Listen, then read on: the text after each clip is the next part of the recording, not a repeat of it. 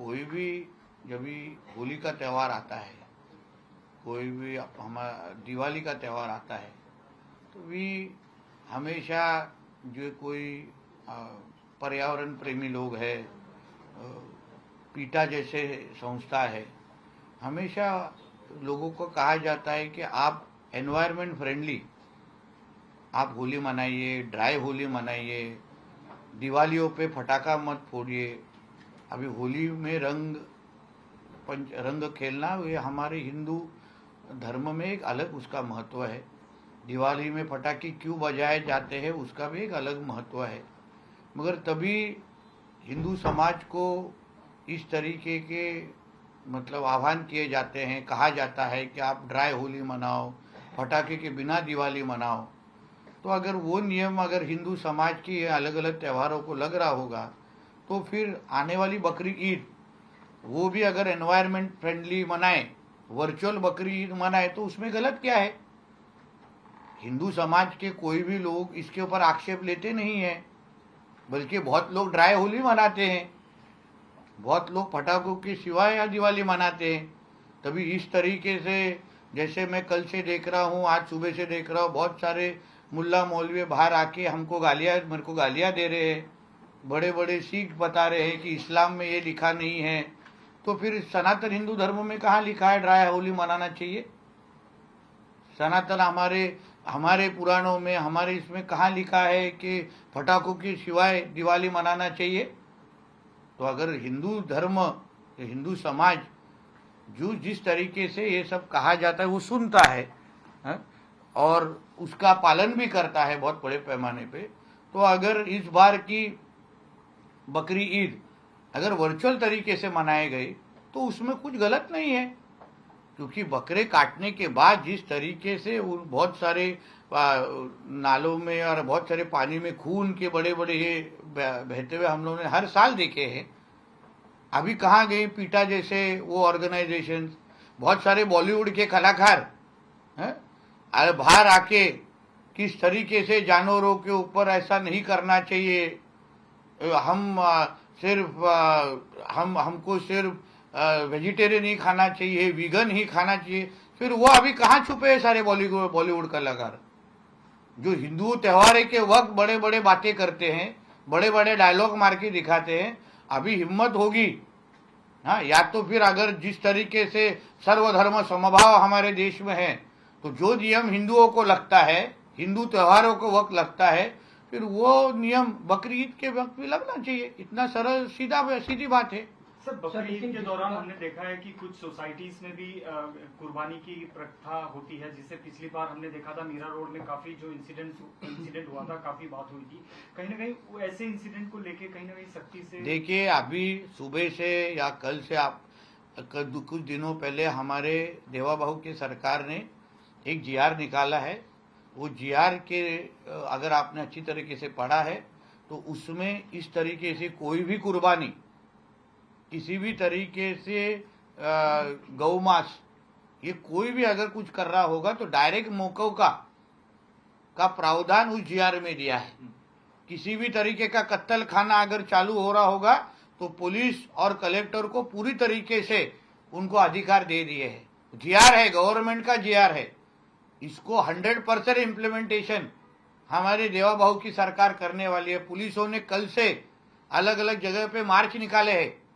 तो इसलिए कोई भी हमारे डॉक्टर बाबा साहेब अम्बेडकर जी के संविधान मानने वाले इस हिंदू राष्ट्र में अगर कोई भी नियम तोड़ने की कोशिश करेगा, शरिया कानून इधर लाने की कोशिश करेगा, तो वो जेल की हवा खाते हुए दिखेगा। फिर अगली बकरी ईद जेल में, इतना याद रखना। जीआर को लेके योगी पठान ने सवाल उठाया।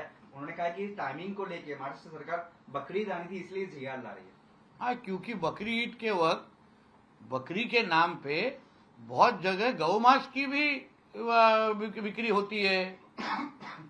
थोड़ा वारिस पठान को बोलूंगा, जाके हिम्मत है तो जाके देखे कहाँ गौ मांस का इस्तेमाल ये किया जाता है, गौ तस्करी की जाती है। इसके लिए जीआर निकाला है।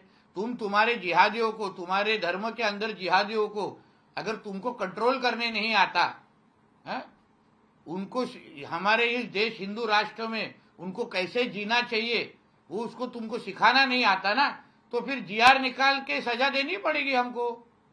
इसलिए कोई भी ये बकरी ईद के नाम पे हमारे किसी भी गौ माता की तरफ अगर गंदी नजर से देखेगा ना तो उसकी जगह डायरेक्ट जेल में होगी।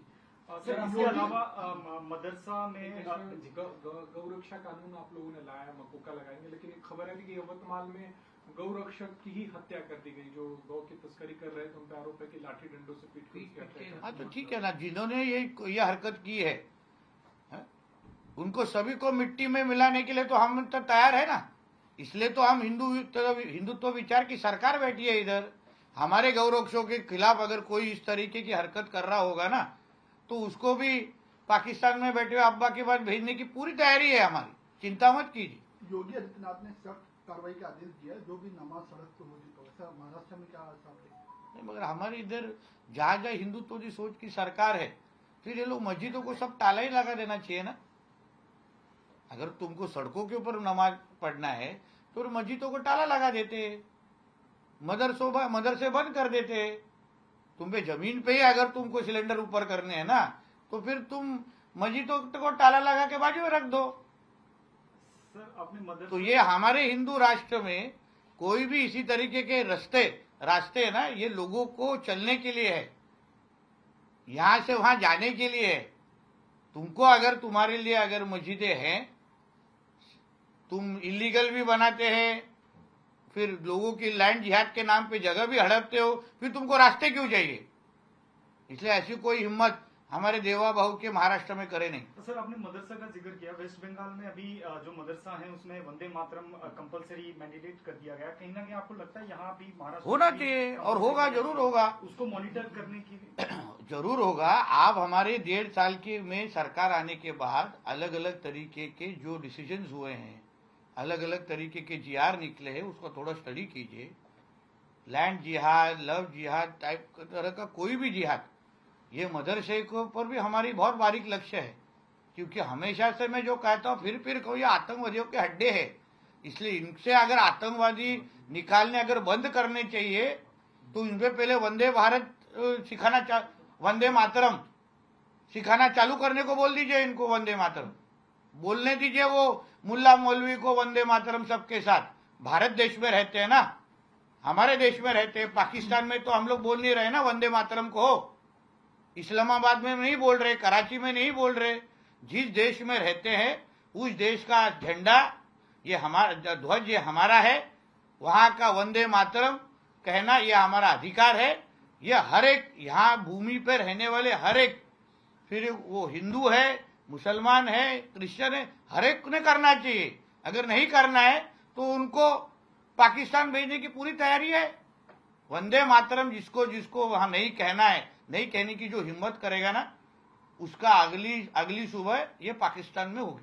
रानी साहब, जिस प्रकार से बकरीद के मौके पे बकरी की कुर्बानी देते हैं, कई ऐसे सोसाइटी जहाँ पे हिंदू भी रहते हैं और मुसलमान, क्या सरकार जो है हाउसिंग सोसाइटी जहाँ बकरी का कुर्बानी तो उस पर प्रतिबंध लगाना चाहिए ताकि लगा? अरे बाबा आप जीआर पढ़ो। जीआर गौ तस्करी को लेकर सर नहीं बाबा, जीआर आपने पूरा पढ़ा नहीं है, तो इसलिए इस तरीके की कुर्बानी कोई भी हाउसिंग सोसाइटी में अगर देता होगा ना तो उसका अगली सुबह जेल में ही होगी।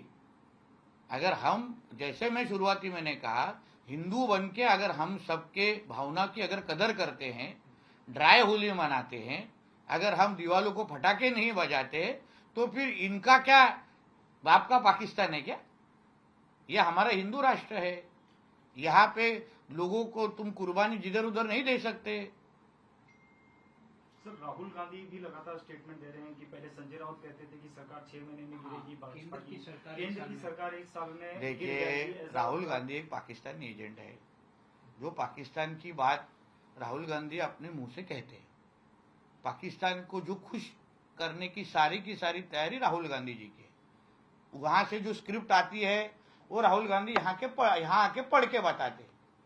तो इसलिए अपने पाकिस्तान में बैठे हुए जो बॉसेस है उनको खुश करने के लिए उनका पाकिस्तान एजेंट राहुल गांधी यहाँ आके मोदी जी के खिलाफ बोलता है।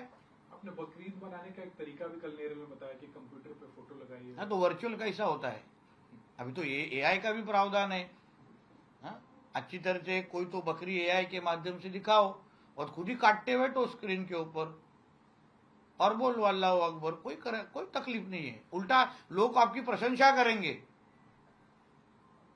फिर हिंदू धर्म जैसे आप भी पर्यावरण की चिंता करते हैं, नियम कायदे की चिंता करते हैं, इसके बारे में आपका ही मुस्लिम समाज के बहुत लोगों का सम्मान रखना लोग चालू करेंगे। अगर इस तरीके से करेंगे तो एक ही देश में रह के अलग दो दो तरीके के कानून नहीं हो सकते।